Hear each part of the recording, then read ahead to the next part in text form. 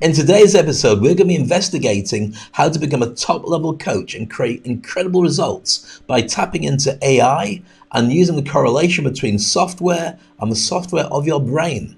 How are we doing this? We're meeting Mary Henderson, one of the best branding and business coaches on LinkedIn. Not nominated to be a top voice for no reason is because she truly walks the talk and she's a joy to be with. She's joining us now next on the show that teaches you how to jump and grow wings on the way down. This is Speak on Stage.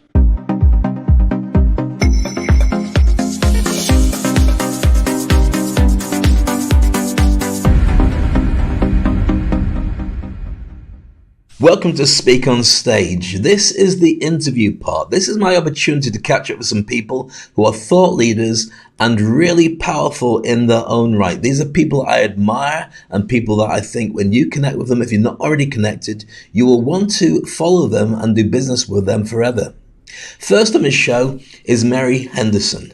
Now, Mary and I go back probably about 7 or 8 years when I was introduced by a mutual friend, Sahib Hassan, who said, you've got to check out what Mary's doing. She's amazing. Now, one of the things that's a big challenge is, especially on social media and LinkedIn, when somebody says you've got to look at what somebody else is doing, you're thinking, oh, I've been there before, until I saw what Mary was doing. Mary was creating incredible communities of people who wanted to raise their brand, who wanted to communicate effectively and make it all based around what they do best. Effectively, as a coach or as a business owner, you are really leaning into who you are, what you do, and creating a community around that, led by your brand.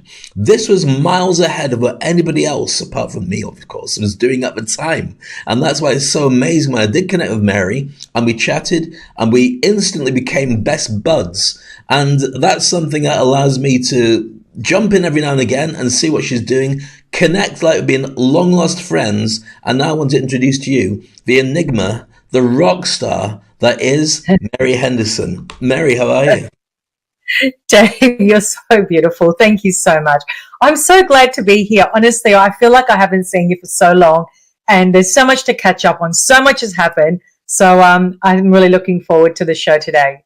Thank you. And I'm just wondering, when we last connected, did we start going out to play during the pandemic or before pandemic? I think it was before, but because Skype wasn't very strong, it was quite. But we would sometimes break up in the middle of chatting because the internet wasn't very good at doing all this kind of conference calls. So it's like, are you there? Are you there? Yeah, I'm still there. Well, where are you? Oh, you're back again. Oh, I'll just press a button, wind that thing up, and we'll go back on the internet. And then a pandemic happened, and it was all guns blazing, all hands on deck for both of us, I think, to really create a different version of what we were doing before for a community that was suddenly displaced and not looking for all the same things that we were offering before. So we will touch on that, but before that, I'd like to just ask you, because I know your background, because we've spoken about it at length. You're one of the foremost experts on branding and coaching on LinkedIn, but your background is being a rock star. And I'd like you to explain what that means to anybody who won't know unless they meet you, that you are a bona fide singer and musician and so on. So the floor is yours, Mary. Oh my God. Well, that was the dream, to become a rock star. In my mind, I'm still a rock star, but it never manifested as in the real sense of being a rock star and, using your voice and traveling the world and, being able to touch people through music. And the thing is, Dave, that I love music. I really love it. I sing all the time. It's a part of who I am. We have a piano in our home. All of that is still there. But the thing that I can say to you that I haven't lost is my greatest gift, which is my voice. I'm just channeling it in a different way now. Rather than singing, I coach and speak. But I think that what we all have to realize, not just me, is that our greatest gift actually is our voice. And because of that, it's the only way we can amplify our brand. So it's not a coincidence, is it, that I was gifted with a talent to sing, and then that's gone, but the voice is still there, and now I've channeled it in another direction. Rewind that. That's gone. You just said that's gone. It hasn't gone. It's still there. But you dip into it and use it to help other people develop theirs. This is the thing about having your talent. When you and I were working together, we talked about your rock star credentials, and when you leaned into it, you beamed and you really embraced that. So I'm going to pick you up on it because you would do the same to me. You have a talent that's still there. You choose to be Clark Kent more than Superman or Supergirl. I don't know if she is in real life. But that's a true version of you. I love it. Look, I thank you for that. I really do appreciate it, and I love that. I just think that, okay, let me just rephrase that. I think we evolve, as humans, and you channel that talent in another way. So I still feel that I've got that, that rock chick, kind of energy about me, but it's not me singing on stage. It's me actually unpacking humans and bringing out their soul print. To me, that's the song. That's the song I get to write with the client. And, and I just think for me, that is so fulfilling. But I think that you're right. The rock star, kind of energy hasn't left. It just looks different. Well, one of the things that's definitely true about what we do, because you and I both have entertainment backgrounds, is we lean into the next generation to help them catch up on what they need to do. So we're kind of like, I won't say we're like Yoda. I am definitely like the Morgan Freeman character in every movie he ever stars in. I'm that guy who's far too old to be there, but somehow is older and wiser and so on. Or I'm Yoda, probably closer. But here's the thing, and it's an analogy that may work with you. You compose songs that are people.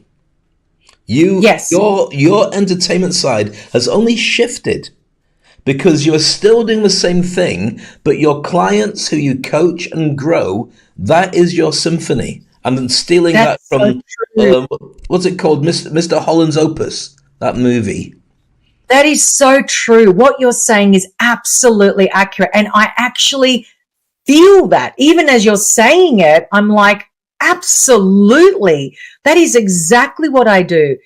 And the thing is, Dave, that it is a craft. It's not, I can see with my current cohort, in my boot camp, I've got clients in there that are well accomplished people.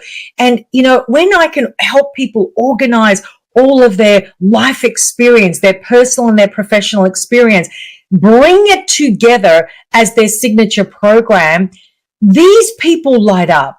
They light up. And it's amazing what happens. And, I think I take it for granted. I'm sure you do as well. You just think, what do you mean? Like, this is, of course you're going to organize your information. Like, that's what you do. But it's not that. That's not what they're in awe of. I think that what my clients get so, it's confronting in a beautiful way, by the way. They get to see who they are in their natural state of being. And to me, that's why I call it their soul print, because when you're staring at your knowledge and wisdom, which is your currency, like black on white, suddenly you have a new respect for yourself, and I think that, that's how I write the songs, all the different songs, which are all my different clients and all of their different areas of expertise. And I really, and it comes natural to me. So it's not something that I've got to do and try hard. It's something that just naturally happens. And I love that terminology of soul print because I don't like calling it personal brand. I actually do call it your soul print. It's a completely different angle. There's more depth, there's more breadth, there's more, soul currency. There's just so much more in that than just talking about building a personal brand, which to me is just a disguise for I want to be famous. And that they're not the people that I work with. Well, that's fascinating what you're saying about wanting to be famous, because I came to a conclusion the other day that I actually don't want to be famous. What I want is just to be recognized by the people that I want to recognize me. The idea of being Yeah. famous and seen everywhere and recognized everywhere, well, it would be horrible. Can't even imagine how strangers keeping an eye out on you, taking videos of you, posting it. You'd have to be on your best behavior, and that's the last thing I ever want to do. I think staying in your lane, but doing really good work in your lane is the key to all this. But I want to dig back to your origin story, because you Yeah. and I could talk about any subject forever, but I want to talk about you.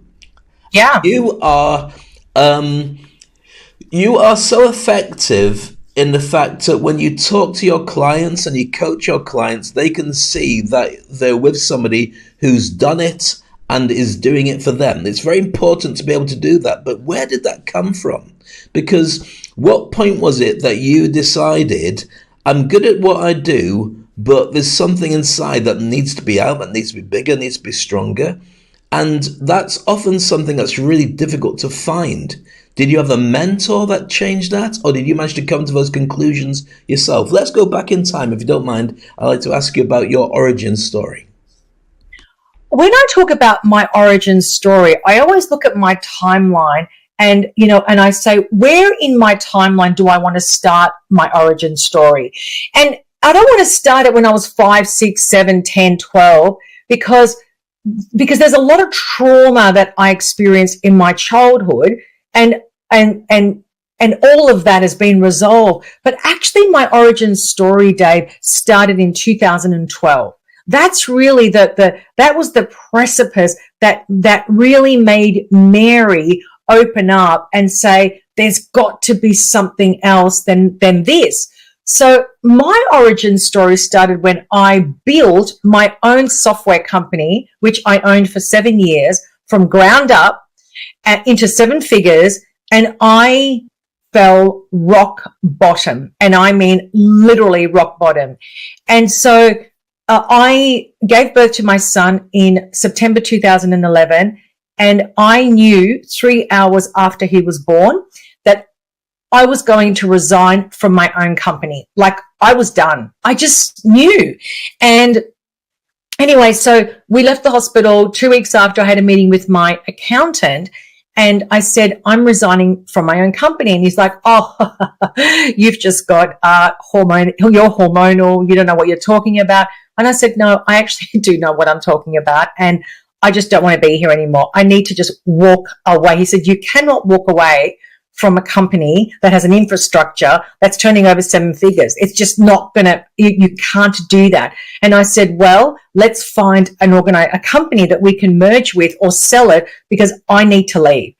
Thankfully, we did that. And in January 2012, I was free. And for the first time, Dave, as an adult, it was the first time that I did not work. I've always worked, literally from the age of 15, 16. I've always had like a part-time job after school, uni. I've had a job. I've never not worked. So this was a very different experience. And then I remember on that first day when I was not working, I walked over to my Mac and I Googled, how do I change my life? And I was watching all these TED Talks. All these TED Talks appeared. And there was this one mentor who was a professor in philosophy, and he just showed up, and I watched his TED Talk, and I was like, that's the guy who's going to mentor me. I need him, because I didn't want self-help. And I didn't want personal development. I mean, personal development from the standpoint of a guru telling me what to do. In other words, keep using your mind to do things so that you can believe that change is happening. That's not what I was after. I really wanted profound change. And I knew that I needed somebody that was going to, be able to take me on that journey. So my mentor, who was a professor in philosophy at Oxford University, very academic, but took me on a path of the hero's journey, like it quite literally, and helped me unpack that, because as he was mentoring me, I was on that hero's journey, and I had already experienced different aspects of it, But, you know, I got to that point where I met my mentor, and that mentor took me on this pathway. And what's interesting is that I learned a lot of ancient principles and philosophies and strategies and very, very ancient Kabbalistic, philosophies that I still use today. But what is interesting is that mentor, and I had another mentor who was an expert in the emotional body, both of them said, we can give you all of the wisdom, but you have to experience it. Otherwise, it's not wisdom. You're just going to take what we give you, but you're not going to experience it. And I really struggled with that at first because I thought, well, what am I paying you for? Like, isn't that what you're supposed to be doing? You know, giving me all the answers. And it's not until now that I understand what that means truly. And, but Mark, who was the professor in philosophy, he started by taking me on this journey, and he said, I want you to write about the first 21 years of your life in first person. And I don't want you to write it as in force. I need you to write in freehand and let the soul write. And I'm like, what is this guy talking about? And it took me weeks, Dave, to actually just allow for whatever was meant to happen to actually happen. And then I remember it was like 1 or 2 o'clock in the morning. I woke up and I was like, I had this urge to write, and I just started writing, and I just couldn't stop. And he was right. You know, it wasn't me writing. It was the soul writing. But through that writing, and I'm sharing this story because it's very important to what I do now. Through that writing, I was able to go back, read it all, but coming from a software background and we developed algorithms, of course I was going to take all of that information because I wasn't allowed to write it in an Excel spreadsheet or a Word document. I had to write it in lead pencil in a book, in a journal. And then I took that information, but I plotted all of the information in an Excel spreadsheet, and I started to see patterns. When I was happy, all of this was happening. When I was sad and angry and miserable and scared and uncertain, all of this was happening. So I looked at all of that as data, and then I started to realize through his mentoring, oh my God, like I am so out of my natural state of being. Because when I was in my natural state of being, I was on stage, I was singing, I was writing music, I did have my earphones on, I was immersed in the things that I really loved. And so that was kind of that. So my origin story actually starts from that point, and that unfolded so much. And you know, Dave, it's the gift that keeps on giving. It's the only way I can describe it, because I haven't stopped using that philosophy, if that makes sense. Makes perfect sense. And it's one of those things, without asking about your age, which I'm sure is still 21, when you look at the fact that it took such a long time to get to that stage, and then you reached out to get a mentor. Some people, I don't think, ever get to that stage because the pain is not enough. They kind of deal with it, go through it, but find their lives unfulfilled, but don't know where the problem is. So when you went through that epiphany and you decided, this is it, I've got to change things, I've got to alter it, I don't know where I'm going to start, but I'm going to do something about it. There was a change, there was a shift in you. What was that change and shift? Because you've talked about the end results. You've talked about the fact that the outside version of you and what it was you wrote down and all the rest of it. But internally, there must have been something that you couldn't stay the way you were before. And it must have been, for a long period of your life, that thing you addressed had been part of who you are, or you ignored it, and then it all came to a head. What was that? That's a very important question that you've just asked, because, and this is not something that I learned in that 12 months through that mentoring. This is an evolution of truly understanding my obsession. Well, I started, I started having an obsession with understanding how the mind works. And so the thing that Mark and my other mentor were teaching me was the balance between masculine and feminine energies. And I didn't really understand it through all of that mentoring. I intellectually understood it, but I hadn't experienced it, if that makes sense. What I understood, at that time, the internal journey was the battle that I was having with myself all this time. It was not the external world. It wasn't my mom, my dad, even though the trauma stemmed from there. Forget that. That's just generational trauma that keeps getting passed down generation after generation. So I'm not angry with them for that. I totally am in forgiveness. There's no problem there. But what I was angry with myself, Dave, because I had made really bad decisions, bad choices, bad relationships. Just everything in my life was just such an uphill battle. But what I realized is that the demon and the hero were two sides of the same coin. Inside myself, I was constantly fighting with Mary. And realistically, what I leaned into and eventually truly understood it was the power of our mind and the tricks that it plays on us.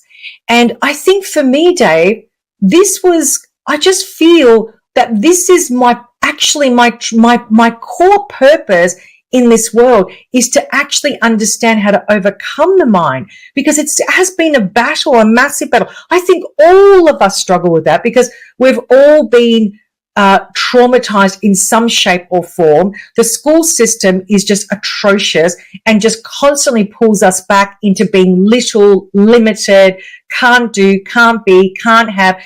And you have to have massive self-awareness to be able to question your existence, your reason for being, your purpose, your mission. Who am I? What am I doing here? These really big questions. So I went on a mission to truly understand how to not conquer, how to work with my mind in peace and harmony, how to nurture it and how to make it feel safe. Rather than my mind telling me you can't be, you can't do, you can't have. Now I find it hilarious because I just call it the bully. So when it does say to me, oh, who do you think you are? I'm like, hello, talk to my hand. It ain't going to happen today. And it's funny that when you start to realize the simplicity in overcoming the trauma and the shadows that all of us carry day in and day out, and worse still, we worship the shadow. We put all of our energy in what doesn't work. We put all of our energy in worshiping the mind and what it's telling us through our thoughts, feelings, and beliefs every single day, rather than saying, who is talking to me? Who's chattering in my mind? Who is saying all of that? Who's directing all of that? Who's deciding all of that? And we've got to get to that point where you can actually ask those type of questions to be able to start to see freedom in the truest sense, because to me, that is true freedom. And what it's done is it's changed everything in my life, the way I parent, the way I show up, my relationships, my tolerance level, things that I'm not interested in, things that I'm interested in. And this whole thing, when you look at social media, it's the same thing. It's the worship of the mind. It's the ego, that needs constant validation. And I don't need that. I have no interest in that at all. And so I think that when I look at the origin of my story, which is back in 2012, that's 11 years ago. It's a long time, but it's taken 11 years for me to arrive at this point where I can say to you, Dave, I get it. Like, I understand what my mentors were saying, that Mary, we can give you all the information, but you have to experience it. They were 100% accurate. That's brilliant, and thank you for being so honest about it, because I want to ask you a follow-on question to that, which is, could it have happened earlier for you? And if it had happened, what difference would that have made for you? I think everything can happen earlier or later, but I do also believe that our lives are divinely orchestrated. I truly do believe that. I feel that had I experienced what I know now, 10 years before 2012, I don't think that I would be who I am today because in the last 12 years, there have been a lot of other lessons that have been so crucial to who I've become. So I would never have wanted to leave that part out, even though it was painful at the time and it was a struggle and all of that stuff. Looking back now, I'm like, oh my God, that was the best thing that ever happened to me. So what if I missed out on all of that? Then who would I be? So I don't see it like that at all, because that implies then, do you regret? No, absolutely not. I absolutely embrace my age. I embrace where I'm at. Everything is just so perfect the way it is right now. So with that in mind, the question for me to ask you is, now you've got this epiphany, now that 11, 12 years ago, you reinvented who you are, you decided where you're going to go, what you're going to be, all these different questions, you now have an opportunity to take that forward faster than you ever would have done if you were not sure who you are. Where does that take you? Where is the end goal for you? Because I watch you doing incredible stuff on Facebook, on LinkedIn. You're creating this community of really sharp coaches who idolize you. It's not a cult following, could be, but it's not. It's that they really do love the way that you create stuff because you've empowered them. But is that the end game, just to bring out new coaches, or is this about something that you need to do for you? Ultimately, when will you know you've reached it, and what will it be? I just don't think that there is a full stop. I really don't. I believe that there's evolution. Because, Dave, if I look at my business today versus what it was 12 months ago, even 6 months ago, it's completely changed. Completely. And that's because I'm evolving. And because I'm evolving, everything in my reality has to evolve as well. So I always ask myself, like a movie producer would ask themselves when they're writing a movie, a writer that's writing a movie script, the hero always has an outer motivation. It's one of the questions that a producer would ask himself or herself. What is the outer motivation of the hero? And I think that my outer motivation is freedom. Like, that's it. I am a freedom fighter. Everything in my life has to come back to that. Truth and freedom is what I stand for. Therefore, and I think that is why my content is so raw. It's to the point. There's no, smoke and mirrors. It's just, here it is. You either take it or you leave it.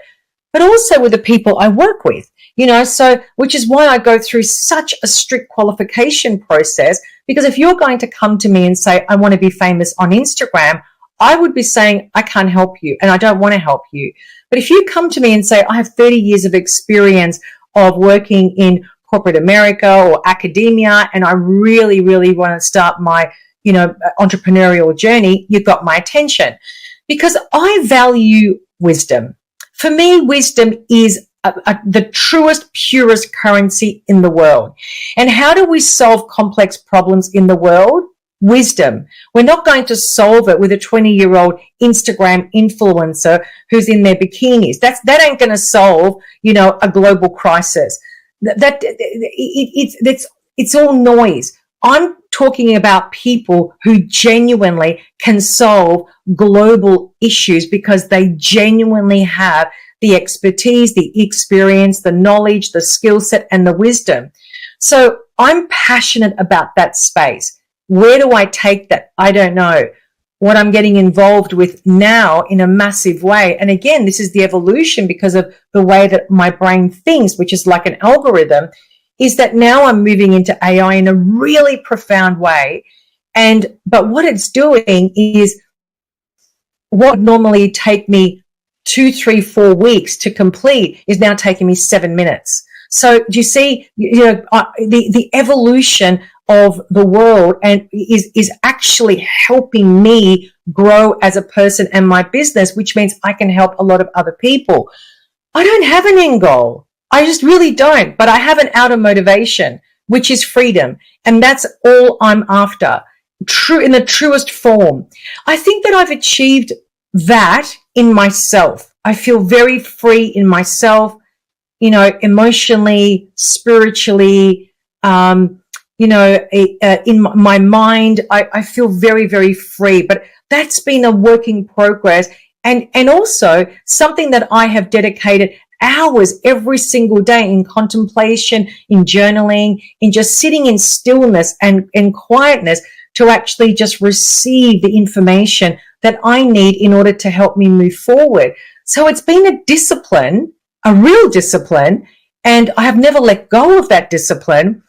But through it all, I can say to you that my outer motivation is to just continue to ensure that I truly achieve freedom in its totality.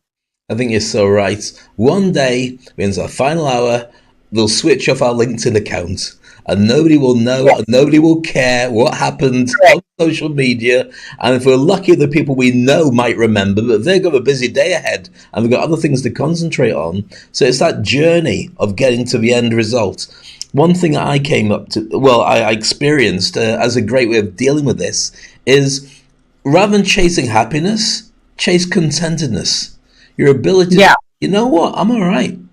I don't have to be over there. I don't have to be like these people here. I don't have to feel terrible lows to know that I'm rising above it. I'm just able to go, you know what, I've got a glass of water here. Yeah, it could be champagne, but it's not, it's water. I could put some ice in, I could put some juice in, and I can drink it. I can watch Netflix, I can go for a walk. That's not bad. Maybe that's as good or as bad as it gets. But I can raise my game, but some days I don't want to. I think the ability to be content for the rest of your life is a major plus. Cheers, by the way. Yeah, I actually agree with you on that as well. And also, can I just add to that? Happiness and peace is our natural state of being. And I heard someone describe this the other day and I just loved it. It was like, there's always a blue sky. Blue sky represents happiness and peace. And the cloud is actually what blocks us from actually seeing the blue sky. And that's where the mind starts getting involved. You're this, you're not good enough, you're a bad person, you didn't get your 400 likes, so that means that your post is not good enough, blah, blah, blah. So all those clouds are actually hiding what already exists. So we've got to me, that's my ultimate goal. It's like get rid of as many grey clouds and just get to that blue sky and live in that blue sky, period. That's it. And I think everything just stems from that space. That's amazing. It's been a pleasure spending time with you as always, Mary. It's a shame we have to do it in blue sky, but if we're going to do it in the blue sky, we'll do it there or internet or anything else that comes along. Thank you so much for your time. You are an incredible thought leader. Continue to do that and also spread the joy and the happiness that you do, changing lives as I've experienced myself and I see you do all the time. Every time I look at your groups and the posts and the people that interact, I know they get it. And it's great to see that you are still enjoying your adventure as well. Thanks, Dave. Thank you for having me. Thank you so much. There you go. The incredible, wonderful Mary Henderson. You must connect with her on social, especially LinkedIn, and check out her courses, check out the boot camps, but also check out who she is as an incredible leader. We've got some more great leaders coming up on future episodes of Speak on Stage. These are the interviews with the people that really matter, creating a brand, making a difference, and also enjoying life. I hope you've enjoyed this episode. Look forward to catching you again soon on Speak on Stage.